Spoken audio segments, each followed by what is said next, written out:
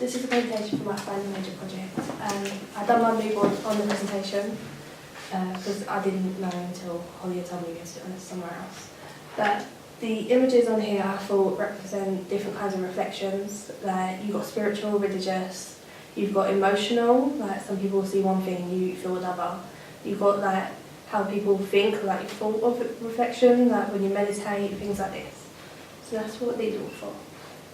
My idea is a short film, and it is a mystery thriller. It is about a man who is haunted by his wife and child's death.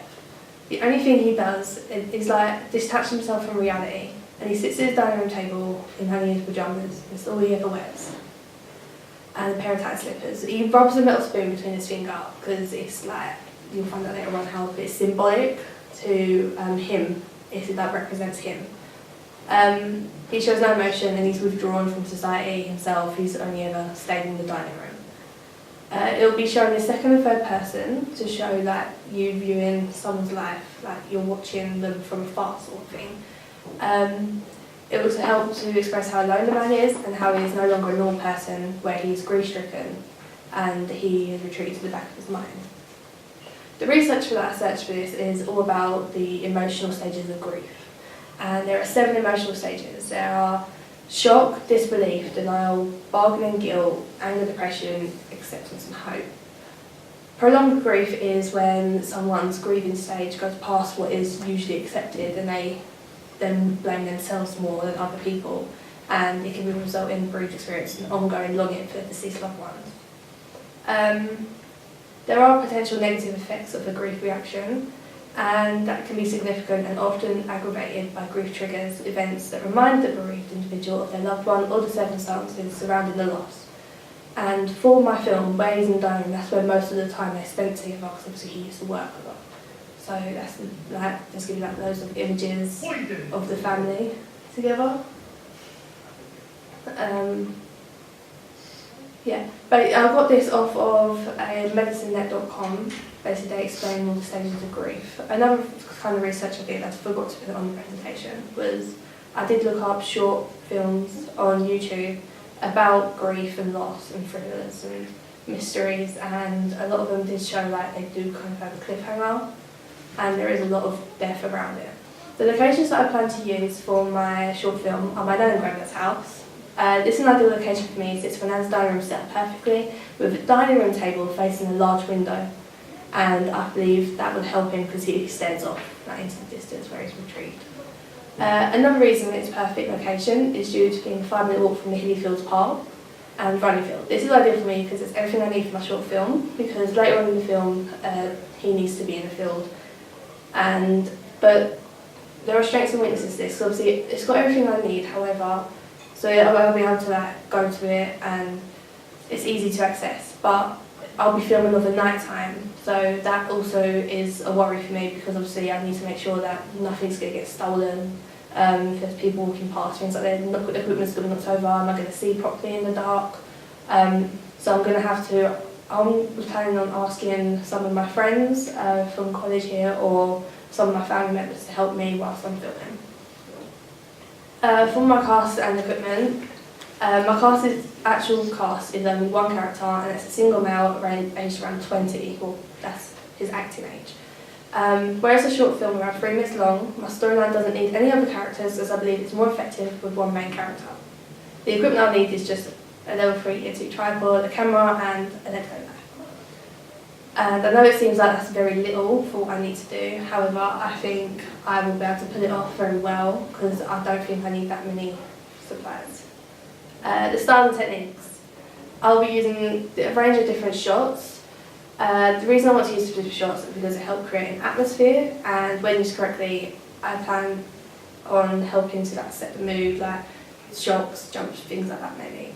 I plan on using establishing shots to help set the scene, where it's obviously all going to be in the night time, like not all of it, but most of it. It needs to be stand out, it needs to be seen more. Oh dear. I plan on using the close-up extreme close-ups to show his emotion on his face when he does feel emotion, when he doesn't, because where he's withdrawn. I'm going to use an over-shoulder shot to help the audience see what he sees when you cannot see it any other time. I'll be using medium shots when he's moving around or standing in specific spots. And also use high and low angles, because when he's grief-stricken, I believe using a high angle will show how he's quite vulnerable and how much this grief has affected him and the loss of his family. And when I use lower angles is when show that he's in one powerful stance where he actually feels happy and he feels good about himself. Yeah, that's my slideshow. Thank you for listening. Okay, thank you. One of the things you didn't talk about were the strengths and weaknesses of your production. So, what do you think are the problems that you might face? Okay, well, and how might you get around those problems? I'm not too sure really. Obviously, I need to find my one character, and the struggle with me is I need this person to be really emotionally detached now. So I need to find someone who's quite good at acting. Mm-hmm. So I don't want to just use a normal friend or someone. So I'm going to have to actually have a look around and find someone and ask if they'll let me use them. Also, I'll be using my nan and granddad's house, so I need to make sure that, because they've got pets, I don't want all the pets running into the shots, things like this, because they've got quite a few, so I don't want that ruining the shots. Mm-hmm. I'll be filming with a night time, or in some of the shots, so obviously I need to make sure that all the equipment's safe, that how I'm filming is safe, nothing's in the way, I'm not obstructing anyone walking past or cars or anything like that. My opportunities for this, I think, is because I've not actually done a mystery thriller before, and I reckon this is new area for me. But I reckon where I've seen, I'm a proper film lover, so I reckon I would be able to do this quite well. Yeah, I don't know what to say. You said it's a mystery thriller. Yeah. Okay, It's difficult. yeah, I didn't get that. Because, basically, the actual breakdown, the concept of my idea, yeah. is there's this man and he's basically he's contained to this dining room, and he does nothing but sit and stare and rub a metal spoon, and it does seem a bit like, what's going on here? Hang on, it's a bit weird. And then he's possessed by something, he suddenly stands up and he has to go somewhere and he doesn't know where it is he needs to go until he gets there. And then he's going to arrive into this field and he's going to look around this is where I belong, because he's possessed by the spoon and his feelings and emotions. Okay. I know this is a bit difficult to understand. Leo said this to me as well. Then he's going to dig up this box and he's going to have a knife and fork inside. And obviously everyone's going to be hang on, what's going on? Why is he digging up a knife and fork? So that's why I think it's kind of a mystery, because no one knows what's going on. And he puts the spoon in the box, and I think using that will represent the wife and the child, the knife and fork, and then the spoon's him, because that's why he's so obsessed with the spoon. Right. It's hard to understand. Yeah, keep going. I'm sort of with you. Go on. Yeah, and it's gonna be he realizes and he understands. It's he's putting his grief away, he's overcoming his grief, but he's understanding he needs to be where he is. And things happen for a reason, otherwise he wouldn't be there. Then it's going to be a cut to two graves, the wife and the child, and he's going to be sitting there with them, but then he's going to try to move on with his life. So yeah, it's difficult. I can't explain it properly. Okay, I still don't see it as a mystery or a thriller. Mm. I mean, it's a mystery or a thriller whenever, you do all of that there, and then for some reason we come to the realisation that actually he's murdered his wife and his child. Yeah. Okay. Something, you've got that sort of. But other than that, it's a short film about how someone deals with grief, which is okay. Right? That is okay. I didn't know what genre to put it into. Yeah, and I think the genre is wrong. I think the genre is wrong. Okay. I think it's wrong to describe it as a mystery or a thriller. Okay. Yeah, it's a dramatic piece. It's about how someone deals with grief, Yeah. and that's fine.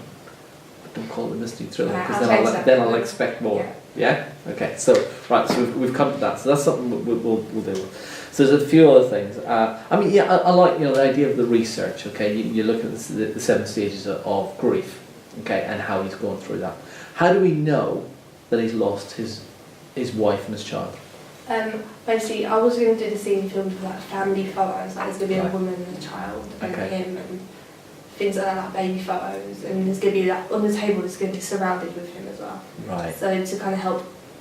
So he's surrounded by memories. He's maybe a memory box, but photographs. He's looking at that. Maybe looking at some old video footage, yeah, of him, playing with his child Yeah. and all that sort. Yeah. So that makes sense. Yeah. And it's that sort of grief that he goes through. Okay. And then it's how he's dealing with that sort of realization. I think there's still something missing, because at one stage he's grief stricken, okay, and I think something needs to happen to make it to actually shake him out of that, Yeah. okay, and maybe it's one of those memories where his wife or his child, okay, have made a very positive statement. And out of that then he becomes more positive as a result, and Yeah. he gets a lot more courage from that, okay, and then he goes and buries the baby's knife and fork. So if you get like baby's knife and fork, okay, and so maybe some other things as well, and he buries that and puts that to bed, and that's him sort of say he's moving on, okay, and then you can have that narration over the top. So you just need to round that off a little bit more, No, I okay. understand that. There is a semblance of an idea there. It's not a thriller, okay, Right. it's not No, mystery, you okay. change that. Yeah, it's a drama, but you just need to sort of but that's where your script will come in.